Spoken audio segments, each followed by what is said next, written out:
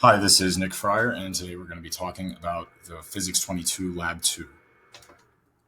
It discusses constant force, which in this case is gravitational force, as well as some drag.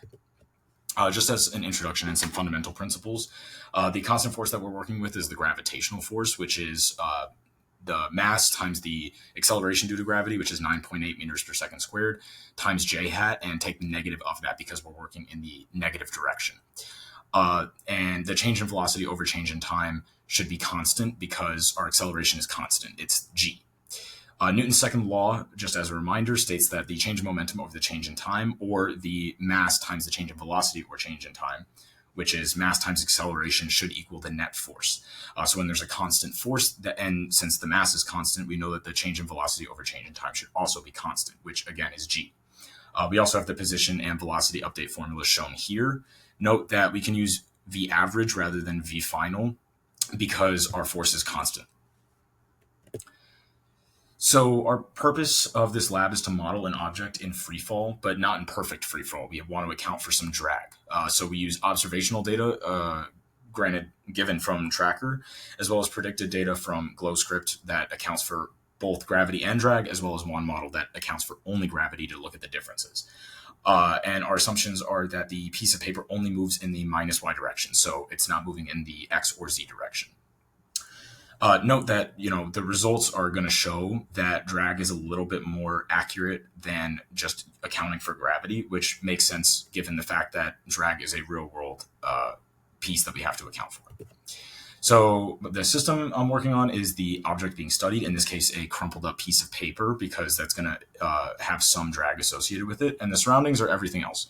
So the Earth is the major force of gravitational attraction, but there are other objects as well. The carpet in my dorm, for example, or my fridge, my wardrobe, everything that could be exerting some small gravitational force on the paper. Just as a quick overview of drag, so the force of drag is going to increase over time as the mass encounters more and more air particles. But in general, the force of drag is equal to our drag proportionality constant, which I will get to later, times the speed squared times j hat. So again, in the y direction in our case. And again, this drag force will increase over time, and it points in the opposite direction of our gravity. So it's going to slow it down a little bit. This is the tracker analysis. So it is a little bit blurry, but you can see that I used auto tracker to track over constant time intervals. So just as some initial tracker data, the mass of the paper is about 5 grams. The video has one frame every 0.0333 seconds accounted for. So very close in time. The initial time of tracking is 4.267 seconds, and the final time is 4.9 seconds. As measured out on the wall, the initial position is 1.78 meters in the y direction, and the initial velocity is rest, so 000 meters per second.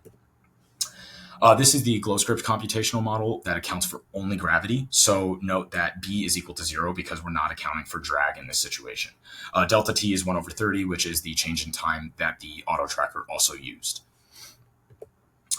This is the computational model for gravity and drag. Note that the B changes to actually have a non-zero value now, which I got just by tweaking it until I found that the model closely matched the observational data that I gained from Tracker.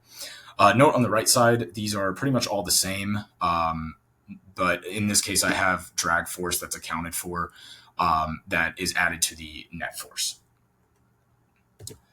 So this is the GlowScript results from the model that only accounts for gravity. Note that the velocity versus time graph has a constant slope. When we talk about gravity and drag, now we have gravity and drag, which includes velocity having a non-constant slope because the drag is going to increase over time. And this is the graph of the observed versus predicted positions in the y direction for both gravity and drag. Just as a discussion, so we observed that the predicted positions are similar to the observed. The drag computations are a bit more accurate because without drag, it's going to overestimate the position change. So that's why it went very negative. Possible sources of error include my tracker data placement and the auto tracking not being perfect, as well as calculation rounding, where we assume G to be exactly 9.8 meters per second squared, and B, which I tweaked to get as close as possible, and the fact that we're not accounting for motion in the X and Z directions. So which velocity versus time graph depicts a possible terminal velocity? That would be the drag graph.